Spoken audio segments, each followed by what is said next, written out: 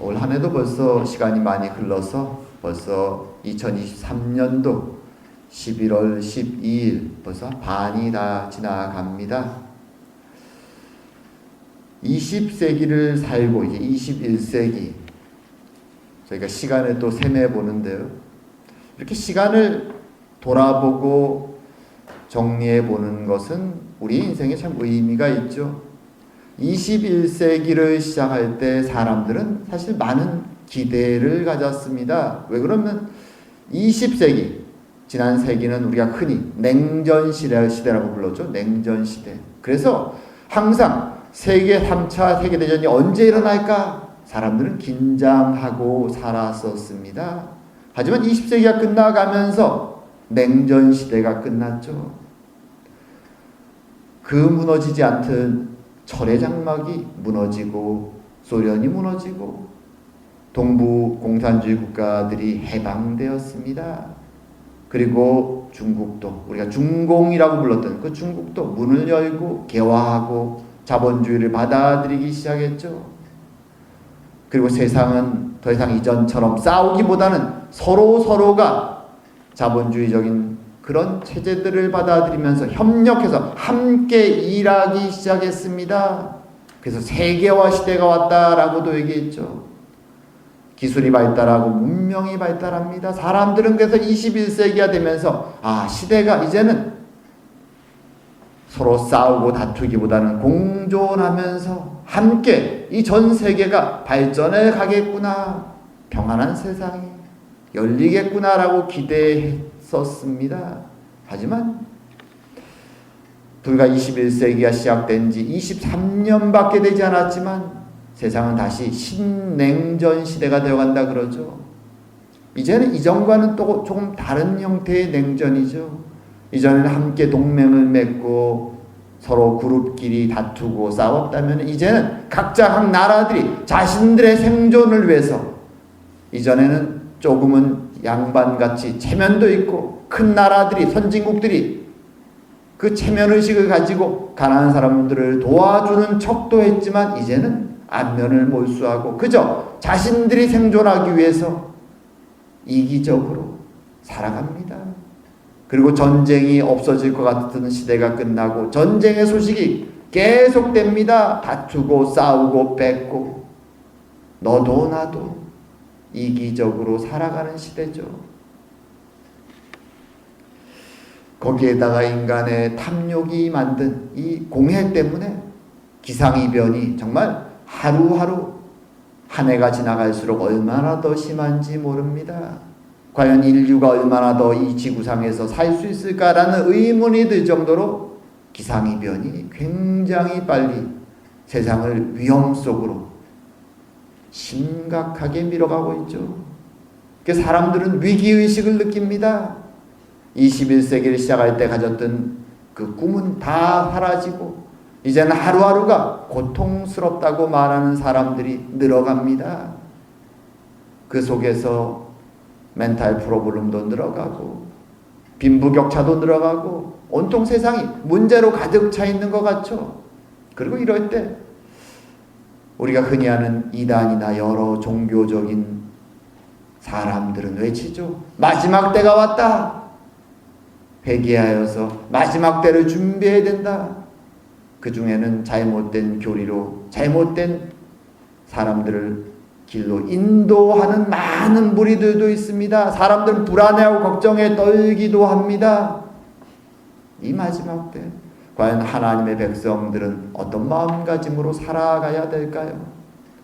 오늘 이사야 선지자가 기원전 글쎄 8세기경에 외쳤던 이 마지막 때에 대한 진노하신 여호와의 때에 대한 이 말씀을 우리는 다시 한번 살펴보면서 과연 이 진정한 마지막 때를 살아가는 우리가 이 말씀을 어떻게 받아들이고 어떤 마음가짐으로 오늘을 살아야 될까 한번 생각해보는 시간을 갖기 원합니다.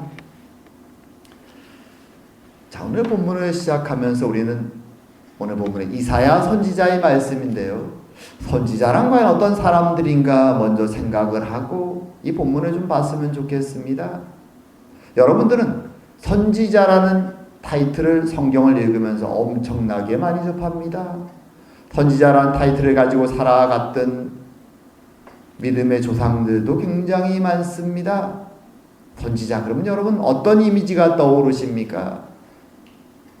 흔히 우리가 선지자 그러면 가장 먼저 떠오르는 이미지는 예언자라는 이미지죠. 예언자. 그들은 미래를 보고 그 미래를 예언하는 사람이다. 실제로 영어로 선지자를 번역할 때 미래를 보는 사람이다 라는 의미로 해서 seer라는 표현도 사용하고요. 본다. 이게 히브리어 원래 의미이기도 합니다. 보는 사람. 그리고 또는 예언하는 사람, 프라펫 이런 단어들을 쓰기도 합니다.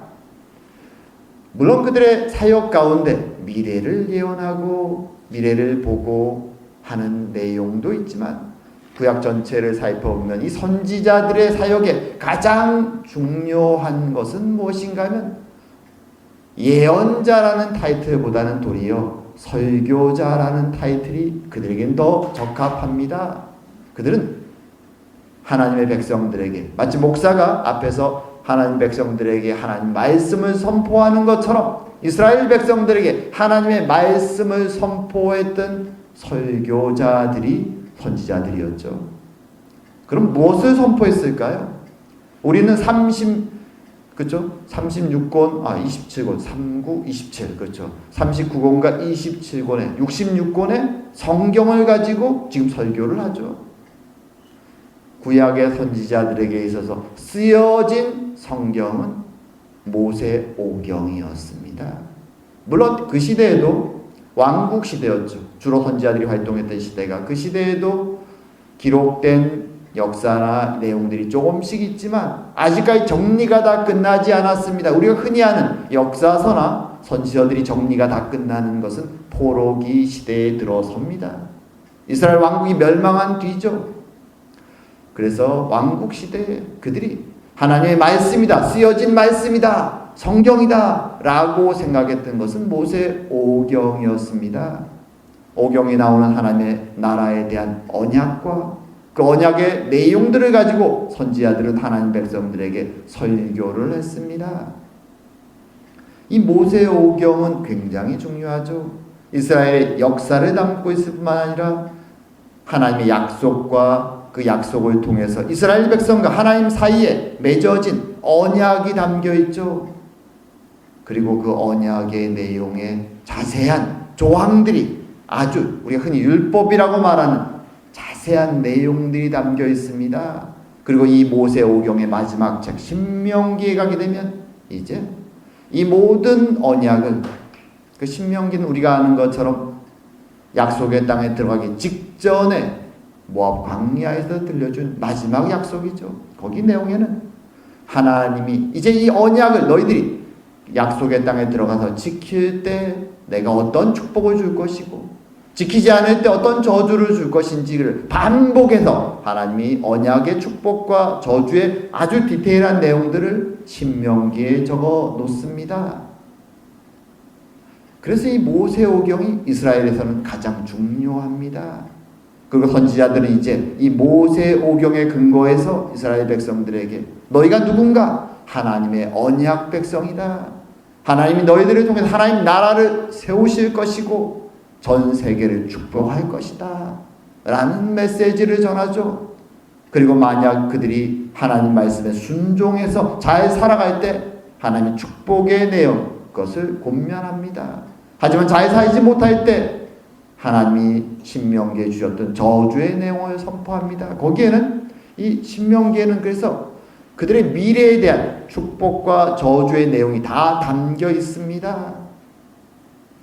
축복의 내용에는 왕국과 함께 살아갈 미래, 저주의 내용에는 그럼에도 불구하고 너희들이 결국 불순종해서 그렇게 하나님이 하지 말라고 했던 이방신을 섬기고 하나님의 심판으로 나라가 망하고 이방 땅에 포로로 잡혀가며 그곳에서 회개하고 돌아올 그 내용까지도 신명기에 다 자세하게 적혀 있죠. 사실은 이미 이스라엘 역사 전체가 모세오경에 다 언급되어 있습니다. 언약의 내용들로 선지자들은 그 내용에 근거해서 이스라엘 백성들에게, 가나안 땅에 들어온 이스라엘 백성들에게 메시지를 외치는 것이죠. 때로는 축복과 격려의 메시지를, 때로는 신랄한 비판의 메시지를 말입니다. 그래서 히브리 성경에서는 우리가 흔히 역사서라고 말하는 여호수아부터 열왕기 상하까지의 내용을 전체를 가지고 전선지서라고 부릅니다. 그리고 우리가 흔히 알고 있는 선지서 이사야부터 말라기까지의 내용을 후선지서 이렇게 타이틀을 붙입니다.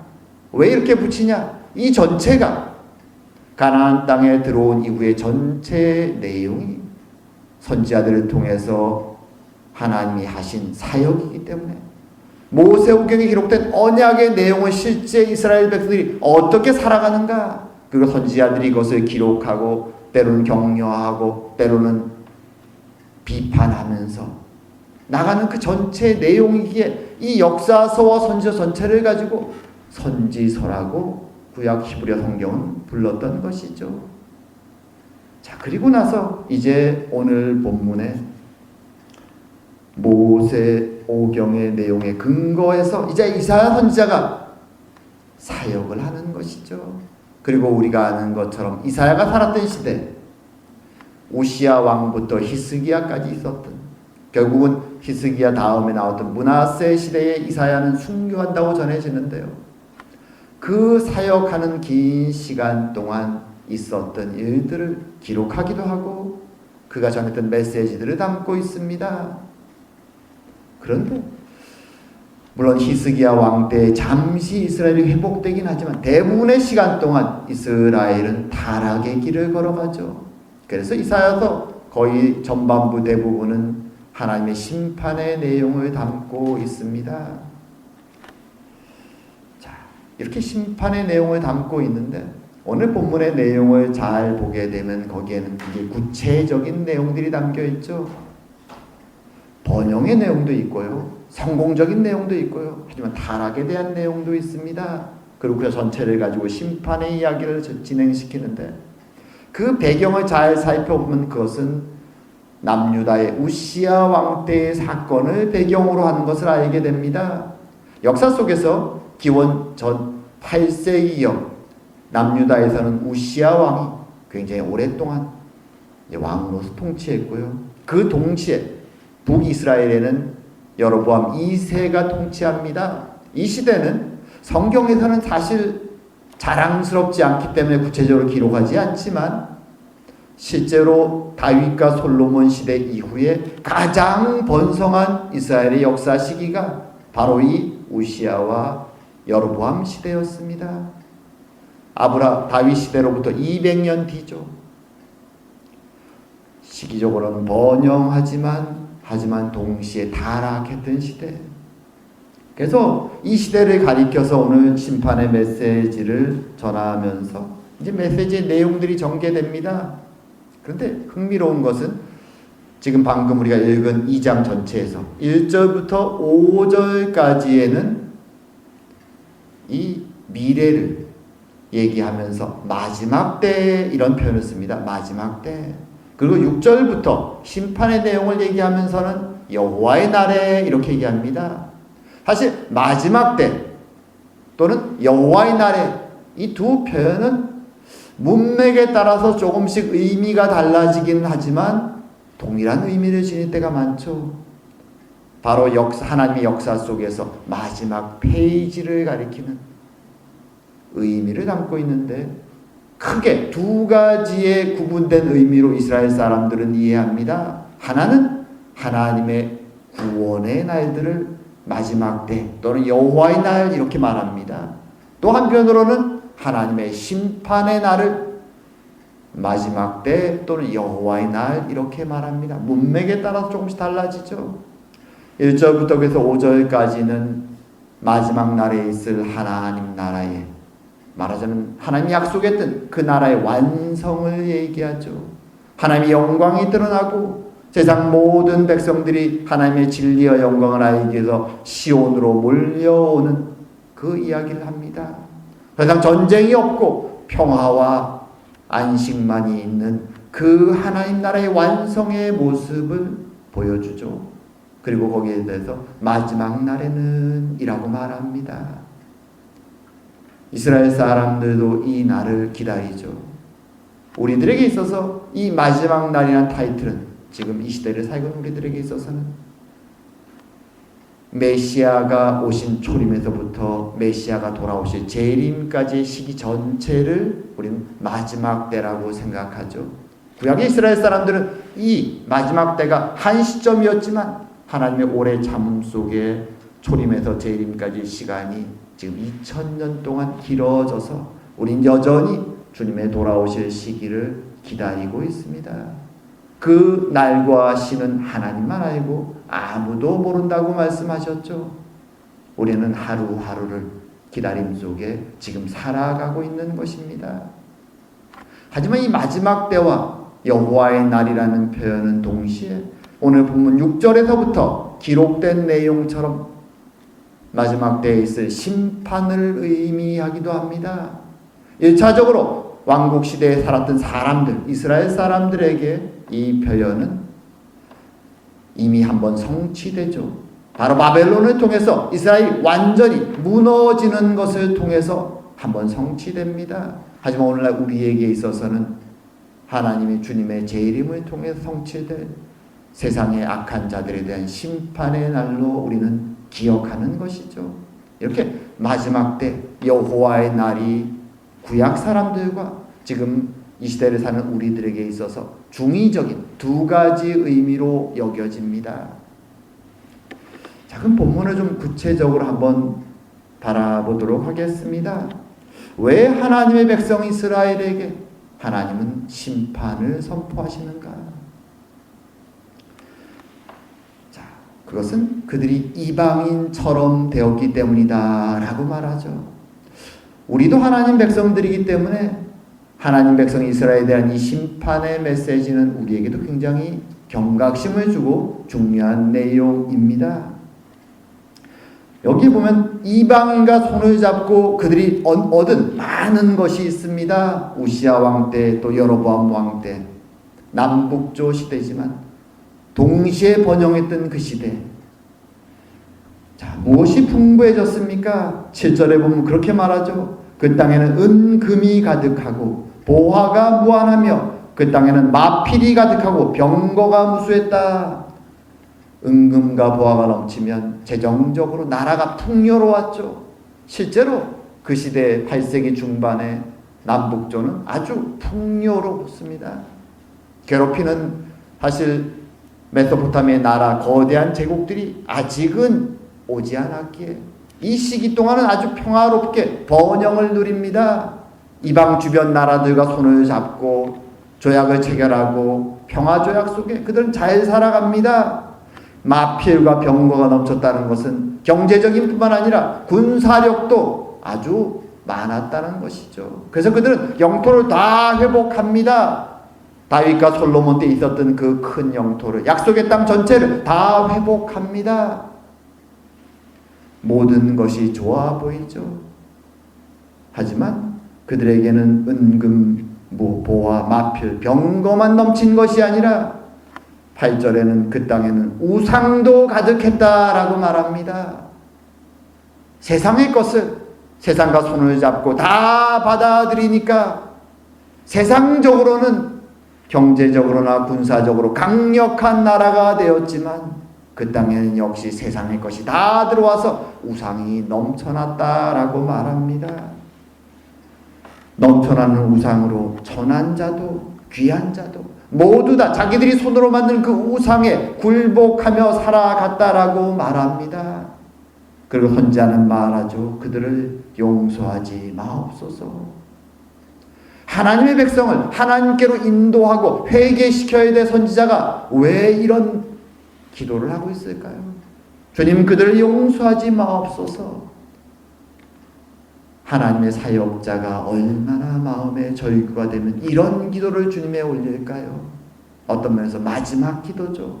도대체 아무리 외쳐도 변하지 않는 사람들, 세상의 것을 탐하고 타락의 길을 걸어가고 그것은 멸망의 길이라고, 우리들은 언약 자손이라고 하나님의 말씀을 따라 살아야 된다고 아무리 외쳐도 듣지 않는 사람들 앞에서 이제 너희들에게 하나님의 심판이 임박했음을 마지막 경고로 오늘 이사야는 외치고 있는 것이죠. 그리고 외치며 기도하며 이것을 그 사람들에게 자신의 기도를 들려주는 것이죠. 그들을 용서하지 마옵소서. 마지막 남은 자의 회개를 촉구하며 임박한 심판에 대한 경고의 메시지를 이사야 선지자는 외치고 있는 것이죠. 자신의 백성들의 타락과 멸망의 길을 걸어가는 그 모습을 보고 말입니다. 그것이 이스라엘 사람들의 모습이었습니다.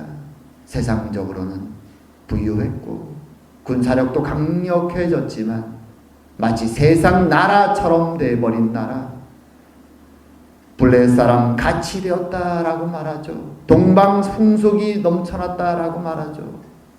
이방 풍속들로 가득 찬 나라, 더 이상 외면적으로 하나님의 나라라고 말할 수 없을 모습으로 변해버린 것이죠. 그리고 이런 사람들을 가리켜서 오늘 본문에서는 계속 반복해서 표현하는 말이 있습니다.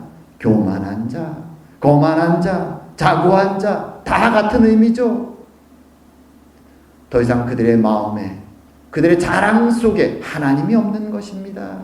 하나님을 두려워하지 않는 사람들, 그런 사람들을 주님은 교만한 자라고 말합니다. 하지만 안타까운 것은 그럼에도 불구하고 그들은 안식일이 되면 성전에 나와 하나님께 예배하고 하나님께 제물을 바칩니다. 이사야 1장에서 하나님이 그렇게 예언하시죠. 더 이상 내 앞에 나오지 말라. 제물을 바치지 말아라. 왜냐하면 거기에는 하나님을 향한 마음이 없기 때문이죠. 하지만 그들은 그럼에도 불구하고 제물만 바치고 제사만 드리면 하나님이 여전히 우리에게 축복할 것이라는 기대를 가지고 있었습니다. 그들을 향하여 예레미야 선지자, 마지막 이스라엘의 선지자였죠. 멸망 직전의 선지자, 그가 말하죠. 이제는 곧 망한다. 그러자 그들은 도리어 예레미야 선지자를 믿음 없는 자라고 욕하고 때리고 감금시켰죠. 그것이 교만한 자들의 모습입니다. 하나님을 두려워하지 않고 자신의 자랑으로 가득 차 있죠. 오늘 그 자랑거리들을 오늘 본문에서 나열합니다. 상징적인 표현이죠. 레바논의 높고 높은 모든 백향목, 레바논의 최고의 자랑이 백향목이었죠. 백향목으로 건물을 지으면 향이 나고 최고의 목재였죠. 요단 동편의 바산에서 나는 상수리 나무도 그들의 자랑거리였습니다. 그리고 높은 산, 높은 언덕, 높은 망대, 견고한 성벽, 이것이 다 사람들 마음속에 있는 교만을 상징하는 것들이죠. 나는 무너지지 않는다라고 생각하는 것이죠. 내가 가진 소유와 명예와 권력은 결코 무너지지 않는다라고 자부하는 것이죠. 다시스의 모든 배와 모든 아름다운 조각물, 그들의 부유함과 그들의 자랑을 상징하는 것들입니다. 하지만 여호와의 날이 되면 이 모든 것 위에 하나님의 심판이 임할 것이라고 말하는 것입니다. 그리고 그날이 임하면 이제 그들은 자신들이 그동안 경배했던 모든 자랑했던 은 우상과 금 우상을 두더지의 박쥐에게 던진다라고 말하죠. 그리고 굴 속에 숨어버린다라고 말합니다. 왜냐하면 그동안은 자신들이 하나님을 믿는다고 말하면서도 전혀 두려워하지 않았던 그 하나님의 영광이 실제로 임한 것을 봤을 때 그들은 두려움에 떨게 된 것이죠.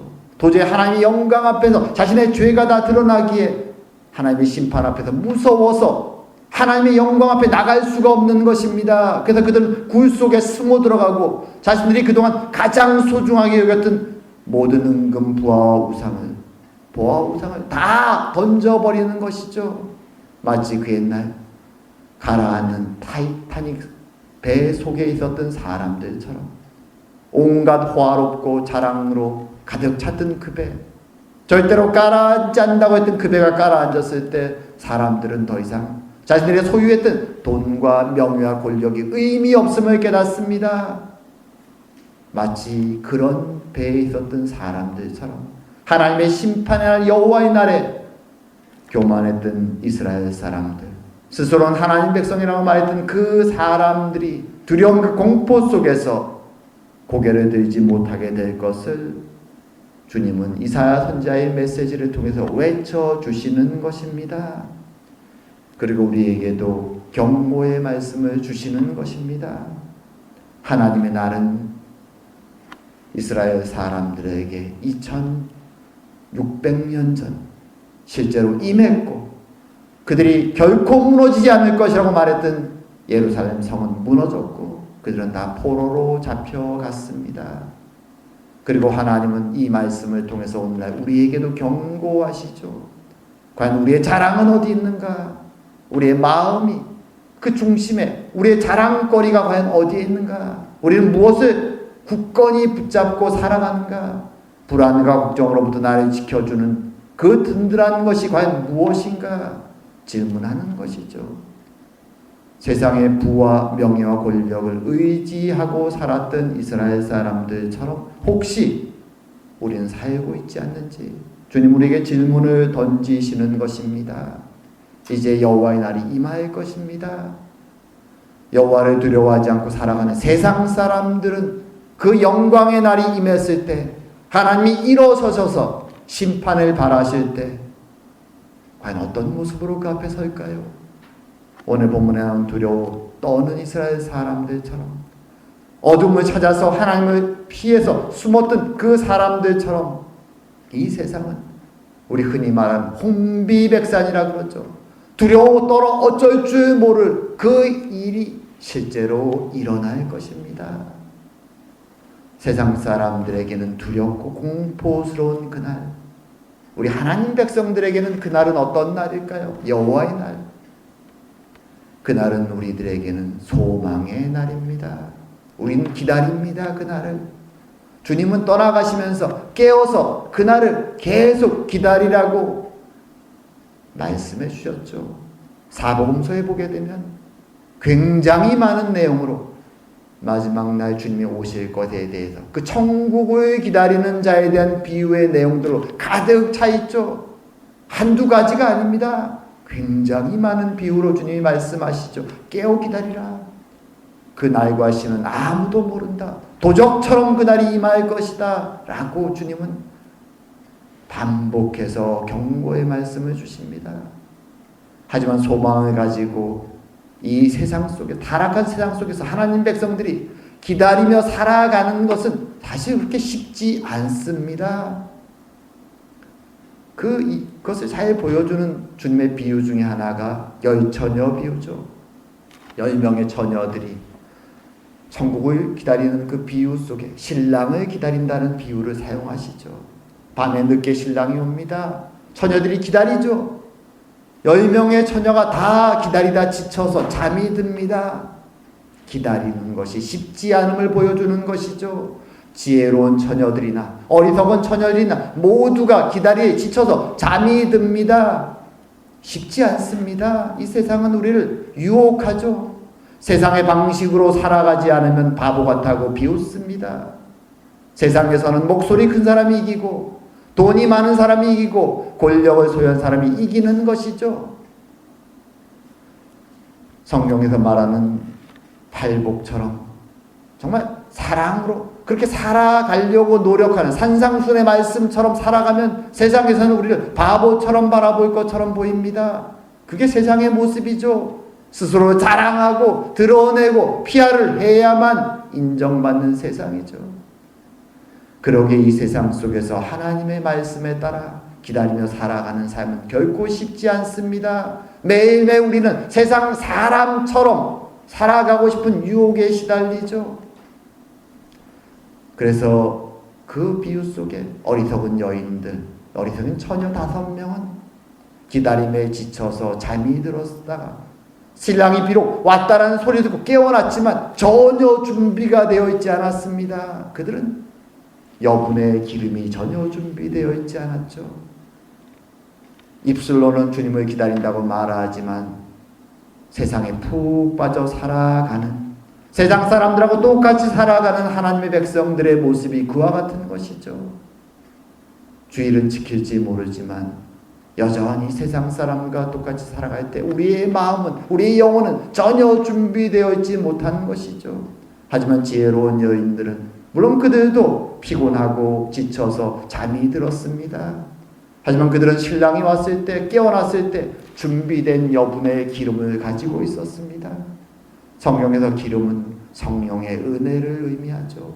매일매일 기도하고 말씀을 보며 바쁘고 힘들지만 시간을 내어서 주님과 교제하고 말씀과 기도를 통하여 성령의 주시는 그 기름을 마음속에 조금씩 계속 쌓아두는 것입니다.